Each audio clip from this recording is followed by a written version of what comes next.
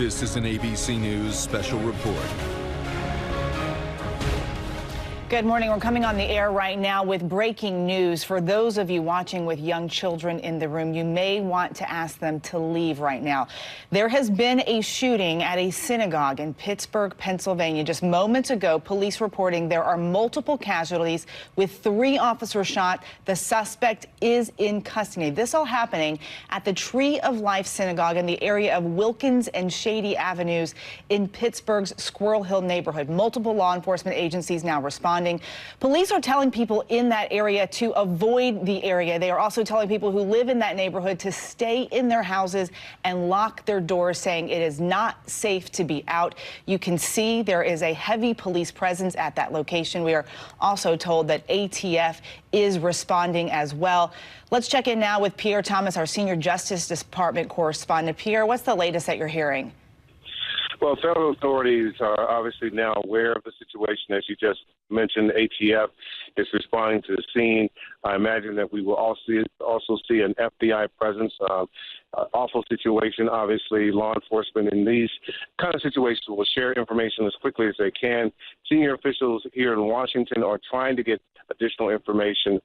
So, obviously, with the location being a synagogue, a place of worship, law enforcement officials will be asking a number of questions about motive. We don't yet know anything about the suspect, although we are hearing reports that one is in custody. And the natural thing that law enforcement will also be doing right now is making sure that this person does not have any accomplices. So therefore, that's why they're asking the local community to please shelter inside. Do not complicate the situation so police can get a handle on exactly what's going on. And you can see in that video they have built out a pretty wide perimeter in that area, a lot of police presence there. Let's bring in former FBI agent and ABC News contributor Brad Garrett. Brad, can you walk us through what police are doing right now? We know they are inside that synagogue.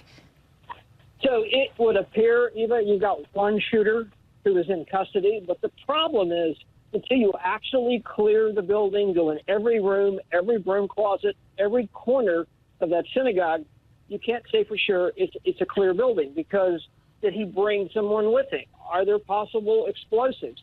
My guess is none of that's going to be the case, but you can't take a chance. So that's why we probably are not going to hear anything for a period of time. I will say this. They said there's 3 police officers shot. Most synagogues have extra security, and many times the police are the extra security because of the obvious.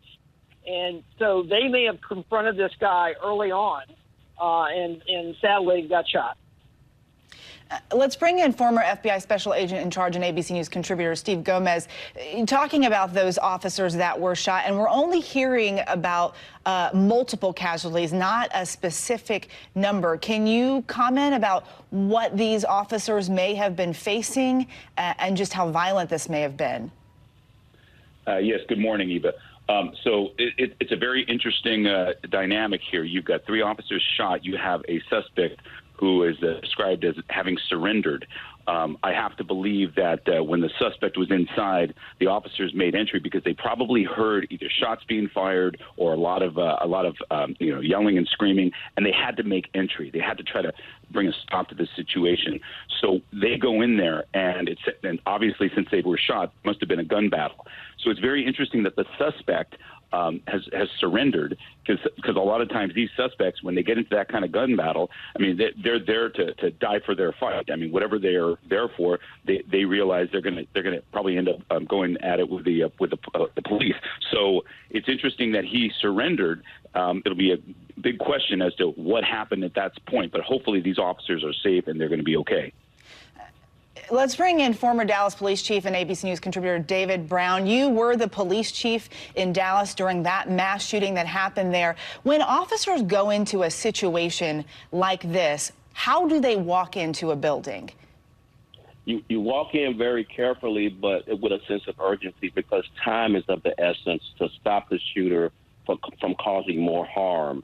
And you consider all the possibilities as you walk through this building, searching for any and all threats, both from persons like the shooter, and we have to consider bombs at this point in the conversation because this is front of mind for police given the situation of the bombing with the packages being mailed. So we have to consider all and any possibilities of why this happened, motives, and there's a really rush from an investigative standpoint to figure out what the motivation from this person was. So so going to his home, friends and family, all those considerations are being played out now. Let's check back in with Pierre. Because this is a house of worship, a synagogue, how are investigators dealing with this differently than they would say another building that wasn't a house of worship? Well, obviously that is of concern. But the first thing law enforcement wants to do, number one, they want to get the situation under control. Number two, as soon as they identify the suspect, they will immediately begin a background check on this person to try to understand what the motive may or may not be. Obviously, because it's a place of worship, a synagogue, there'll be questions about whether this could be a hate crime, but we just don't know enough information to make those kind of decisions. But that is among the kinds of questions that law enforcement will be asking. We're watching this video here of this neighborhood, and you can tell looking at it that it is very much a residential neighborhood, Pierre. We saw the police come over specifically to talk to cameras because of the concern. How does that affect what they do as they try to get through the synagogue and when they were trying to find the active shooter and trying to clear that scene? Well, public safety becomes such a concern in these moments, and law enforcement has learned that they need to communicate with the public quickly to tell them where to go, where not to go. In this situation, they wanted people to stay away from that area until they could get the situation under control. So, you see this protocol, unfortunately, playing out time and time again because we're having so many mass shootings on such a regular basis.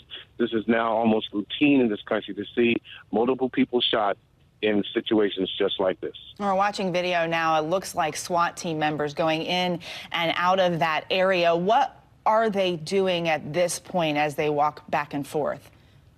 Well, right now, as Brad talked about, you want to search that synagogue room by room, make sure there are no other accomplices, make sure there are no other weapons, make sure there are no booby traps, make sure there are no bombs or anything like that. That is the primary thing that the SWAT teams will do. And then you have layers and layers of other law enforcement officials who will be involved in forensics. But right now, again, the main thing is to help the injured, make sure that they get the place secure, and make sure there are no more accomplices. They specifically told people in that neighborhood to lock their doors and stay inside. Why would they tell them to do that? Again, until you can make sure that there is no other suspect, that there is no one else involved, you want to make sure that people have locked and secured their residences to make sure that there are no more hostage situations potentially. So this is sort of standard operating procedure, and law enforcement's getting good at it because they're having so many situations like this play out. And we are hearing that multiple law enforcement agencies are responding to this scene. We've heard that the state police are also involved here as well. Pierre, as they all descend on this area and they begin to work together, how does that all work out? Well, there are these bulletins that are sent out electronically to tell law enforcement the basics of what's known in a situation like this so that people are prepared if there's any information about the suspect or whether there's others that would be sent out as well. And they know right now, because of 9/11 and other terrorist incidents, that they have to work together as a team. You have joint terrorism task forces where law enforcement are communicating with each other all the time. And in this situation, the state police, the FBI, the ATF, the Pittsburgh PD, all of these folks have working relationships, and they apply those relationships just for times like this. All right, thanks, Pierre. Let's bring in Alan Birkin. He's a rabbi emeritus at the Tree of Life Synagogue. This is a synagogue that you have attended for quite some time. Can you tell us what it's like? Well, unusually, for the last couple of years, we actually have three different religious groups that are meeting in our building on Saturday morning with three distinct services. That's been going on for a couple of years, and it's sort of exciting on one level for an old 160-year-old synagogue to have that situation. But this morning, my wife was sick and asked me to please not go to services, so I did not go. So I can't give you a first-hand account, except that I live around the corner and the police knocked on my door and said, do not go out of your house. We have an active shooter. So there were police officers coming around door to door to check with the neighbors. That's correct.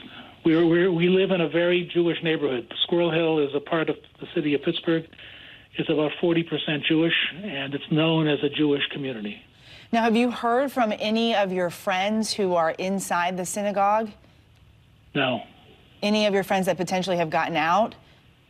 I have not heard from any of them, no. So at this point, you're waiting to hear anything? That's correct. Anything that you're hearing from law enforcement other than just to stay in your home? Just the fact that he's I heard he was in the third floor of the building, which is where my study is. That's the only office up there. So they have him secured in there, as far as I know. You describe that neighborhood as a neighborhood that's known for having a Jewish community in it. What is it like as far as crime goes? Is it a crime? Is there a lot of crime in that neighborhood, or is it normally pretty quiet? It's absolutely no crime. It's an amazing neighborhood. It's hard to believe it's a city neighborhood. It's dominated by the Jewish Community Center 4 blocks away. It's dominated by kosher stores, kosher bakeries, all kinds of Jewish gift shops, bookshops, a number of synagogues. Ours is one major synagogue, but there's at least 5 other synagogues within 1 mile of where we are, 2 miles. You say it's the major synagogue. How many people would have been inside that synagogue this morning? I'm going to guess about 75, but it's just a guess. It depends on whether there's an event. We did not have a bar bat mitzvah in the building this morning, thank God. We did last week, so there would have been hundreds and hundreds, but this week there wasn't. They're reporting now multiple casualties, 3 officers shot. When you hear that information, what goes through your mind? I'm stunned. It's the first time hearing it. I'm so sorry. So sorry. I happen to be a police chaplain. I'm going to get my outfit on and go out there if they'll let me. I don't know if they'll let me. All right. Well, thank you for taking your time out to speak with us this morning. Let's check back now with Pierre Thomas. Any updates that you're hearing as far as what's happening there on that scene now? Again, we're working all of our sources, trying to get additional information. As you can imagine, law enforcement's focus is getting support there right now. The federal government has not gotten much of a readout that they can give us just at the moment, but we're working it very closely and hope to have something additional shortly. All right, thanks, Pierre. And we are hearing that NYPD and LAPD both sending extra teams to synagogues and Jewish locations throughout those 2 cities. Once again, there has been a shooting at the Tree of Life Synagogue in Pittsburgh, Pennsylvania. Authorities are reporting multiple casualties with 3 officers wounded, and a suspect is in custody. We're going to return now to regular programming. You can get the latest anytime at abcnews.com. I'm Eva Pilgrim in New York. Have a good day. Hi, everyone. George Stephanopoulos here. Thanks for checking out the ABC News YouTube channel. If you'd like to get more videos, show highlights, and watch live event coverage, click on the right over here to subscribe to our channel. And don't forget to download the ABC News app for breaking news alerts. Thanks for watching.